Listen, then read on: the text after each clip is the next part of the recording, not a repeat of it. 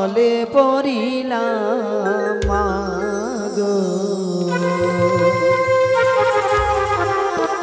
গলায় পড়িলাম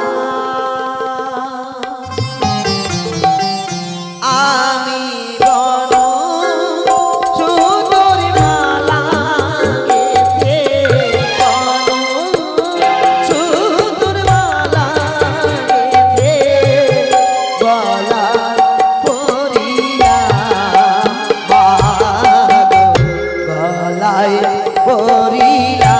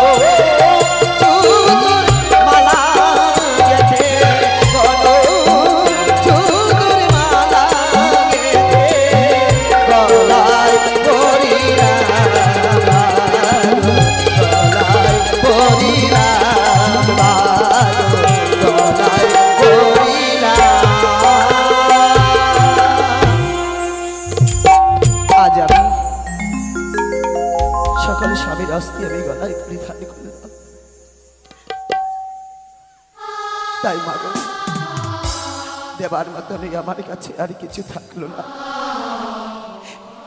চলো ভেলা, আজ এই অস্তি দুয়ারে ঘাট ছাড়ি চলো, আমরা চলে যাই ওই দেবনগরে।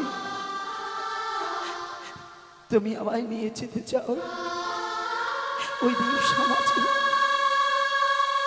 যেই সমাজে আমি আমার স্মৃতির সিঁদুরকে বাঁচাতে পারবো, হাতের শাখাকে বাঁচাতে পারবো। মা আমার সহযত্নে বৌদির আমায় গায়ে হলুদ মাখিয়েছিল, যেই হলুদ আমার বাসি না হতে আমি বিধবা হয়েছিলাম। হলুদের গন্ধ যায়নি গা হতে, আমি পবিত্র বাসর ঘরে আমি রানী হয়েছি। তাই মাগো, সবাই বাহু তুলে উলুধ্বনি দিয়ে বলুন, সতী বেহুলা দেব সমাজে যেতে পারে, শাঁখা সিঁদুর বাঁচাতে পারে।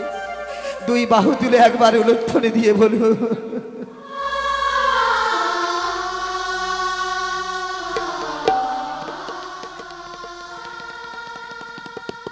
চির অমর হোক আপনাদের শাঁখা সিঁদুর, বেহুলার মতন সতী হন। স্বামী অগ্রে যেই নারী করে স্বর্গবাস, তার মতন নাই কেউ সুখের দাস। নারী অগ্রে যেই স্বামী চলে যায় স্বর্গে, সেই রানীর শুধু গতিতে গতি হয়, পূর্ণ হয় শেষে। স্বামী যদি নারী অগ্রে চলে যায় তাহলে নারীর কষ্ট হয়, আর স্বামী অগ্রে যদি নারী চলে যেতে পারে স্বর্গে, তার মতন সুখে বাসে কেউ থাকে না মা। কিন্তু আমি যেতে পারলাম না, স্বামী চলে গেছে। স্বামীকে বাঁচানোর জন্য একটু একটু করে ভেসে চলেছি ওই দেবনগরে যাব বলে। সে কি না, সে কি না, একে দর্শন করলাম এক এক করে তিনটি ধারা। কোন ধারে আমি আমার ভেলা নিয়ে যাব? এই আমার পথ জানা শোনা। ওগো ওগো দেবী, আমি কোন পথে যাব? কেউ শুনছ? সারা দাও, কেউ তো বলে দাও কোন পথে যাব, কোন পথে গেলে দেব সমাজে পৌঁছাবো? কোন পথে যায় আমি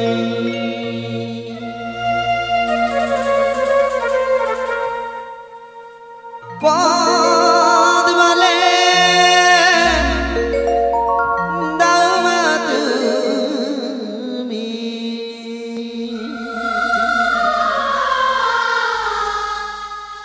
কোন পথে গেলে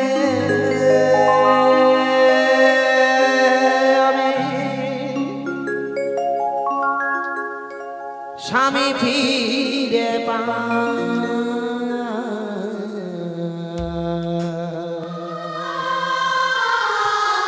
এসে বলে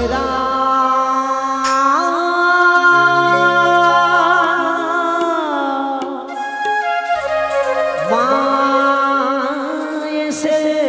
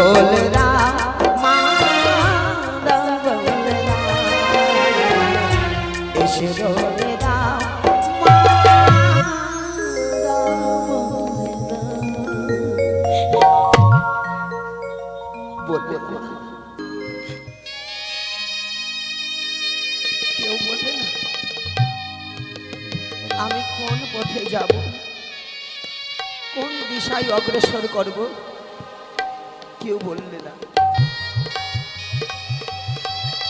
আমি কোথায় আসলাম আর আমি যাবই বা কোথায়? আমি এই তিন ধারার সম্মুখে মুখী হয়েছি, কেউ যখন বলতেই পারলে না মা, মা মনসা, তোমার পুজোর প্রচার করা হলো না মা, তাই স্বামীকে যদি বাঁচাতে না পারি, স্বামীর সঙ্গে সহ মরণেতে যেতে পারি। যাকে বাঁচিয়ে পাবো না, যার আশায় এতটা মাস ভাসলাম, যাকে ফিরেই পাবো না, আমার বেঁচে থেকে কি লাভ? তাই মা, আমি আমার স্বামীর জায়গাতে তো যেতে পারবো। ওই দেখা যায় সম্মুখে বিশাল একটি চড়া, সেই চড়াই যাব। ওই পাহাড়ের উঁচু দূর দূরান্তর হতে আমি কাষ্ঠ কুড়িয়ে নেব, আর সেই কাষ্ঠকে একটু একটু করে জোগাড় করে আমি অগ্নিকুণ্ড সাজাবো। অগ্নিকুণ্ডে আমি আমার সর্বঙ্গকে আহুতি দেব। আমার এই স্থানে পুজোর সমর্পণ হলো। দেবী, ক্ষমা করে দিও। চলো হে স্বামী, চলো ওই অগ্নির মধ্যে আহুতি দিই। ওগো মা, তুমি ক্ষমা করে দিও, তোমার পুজোর প্রচার করার হলো না। দাঁড়াও বিহুলা,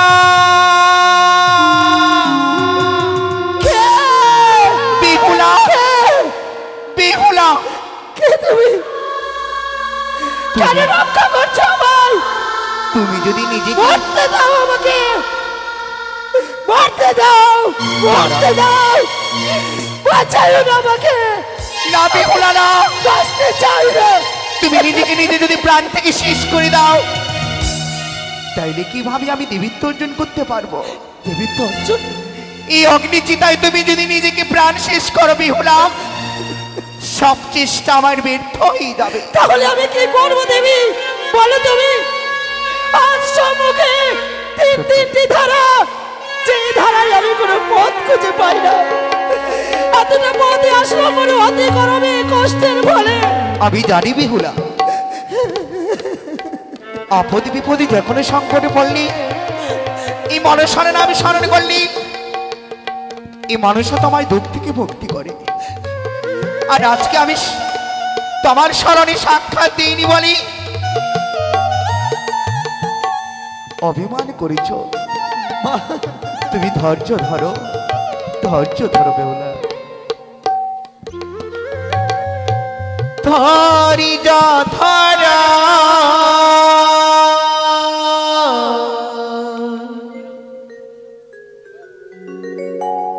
ইয়রে বালি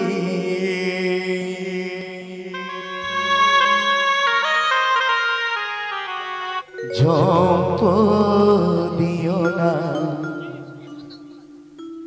অগ্নিতে। মা, কি বলছো তুমি? ধরি ধরা করে বালি ঝম্প দিও না অগ্নিতে।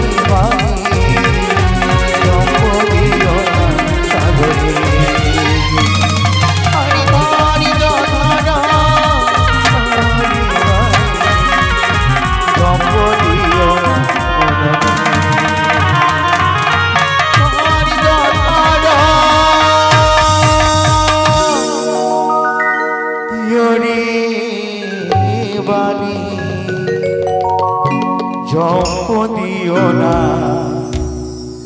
অগ্নিতে।